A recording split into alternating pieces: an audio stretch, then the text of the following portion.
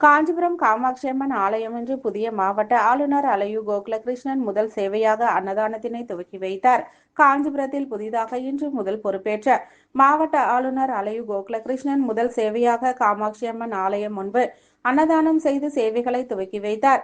இதில் இரண்டாவது சேவையாக காஞ்சிபுரம் டெம்பிள் சிட்டி அலைன்ஸ் சங்கம் மற்றும் அறம்பழக அறக்கட்டளை இணைந்து இன்று காலை 9:15 மணி அளவில் காஞ்சிபுரம் புதுப்பாளைய தெரு மாநகராட்சி தொடக்கப் பள்ளியில் இருந்து பல்லவர் மேடு வரை மாணவர்களை அரசு பள்ளியில் சேர்க்க வேண்டிய விழிப்புணர்வு பேரணி சிறப்பு விருந்தினராக திரு யு கோகுலகிருஷ்ணன் அவர்கள் விழிப்புணர்வு பேரணியை துவக்கி வைத்தார்.